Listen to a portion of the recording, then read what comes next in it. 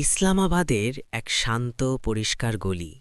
সকালের নরম আলোয় ঝলমল করছে ছোট্ট একটি দোকান, বিসমিল্লা সামোচা হাউস। দোকানের ভেতরে দাঁড়িয়ে আছেন আব্দুল্লাহ। মুখে মিষ্টি হাসি, হাতে গরম গরম সমুচা ভাজার কাজ।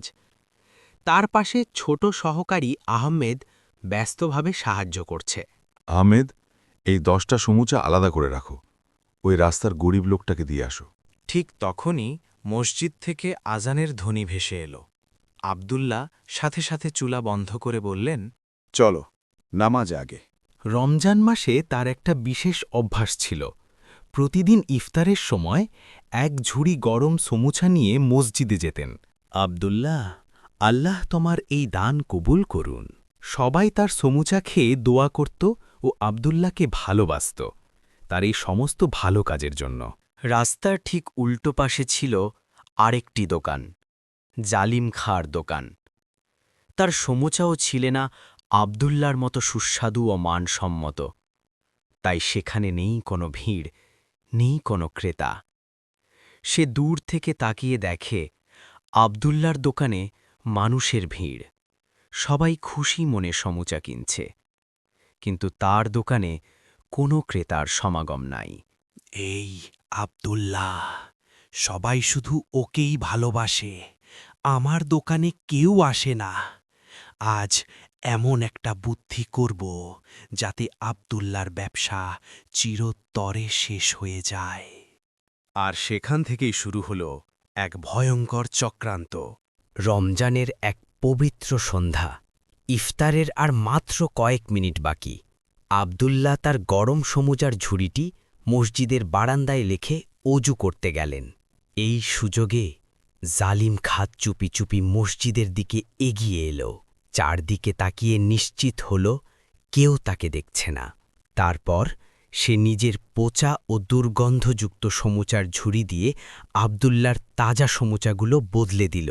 এবার দেখব মজা, কিভাবে আব্দুল্লাহ সবার কাছে অপমানিত হয়।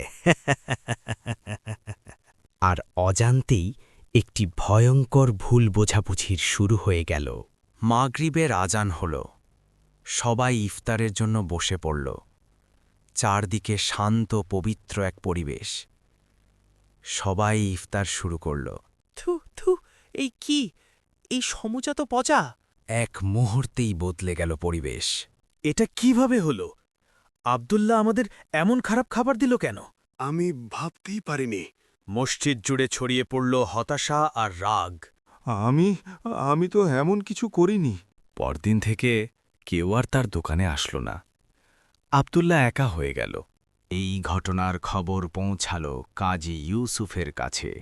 তিনি ছিলেন ন্যায়পরায়ণ ও জ্ঞানী একজন মানুষ।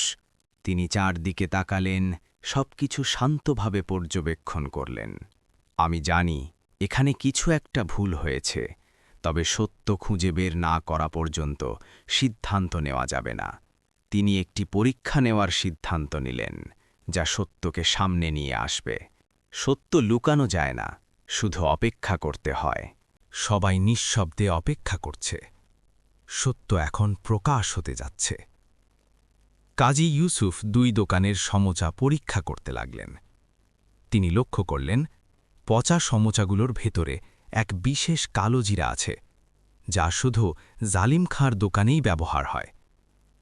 এরপর তিনি বললেন, আমি শুনেছি যে এই পচা সমুচা বদল করেছে তার হাত কিছুক্ষণ পর নীল হয়ে যাবে। এই কথা শুনে জালিম খাঁ ভয় পেয়ে গেল। সে দ্রুত নিজের হাত লুকাতে লাগল। সবাই তার দিকে তাকাল। কাজী ইউসুফ শান্তভাবে বললেন, সত্য লুকানো যায় না। জালিম খাঁ ভয় পেয়ে গেলেন। ও কাঁদতে কাঁদতে বলল, আমি করেছি, আমি বদল করেছি সমুচা। হিংসার কারণে আমি এটা করেছি, কারণ সবাই আব্দুল্লাহকে ভালোবাসে। আমার দোকানে কোনো ক্রেতাই আসে না। সবাই স্তব্ধ হয়ে গেল ও সঠিক ঘটনাটা বুঝতে পারল। জালিম খাঁ, তোমার অপরাধ গুরুতর।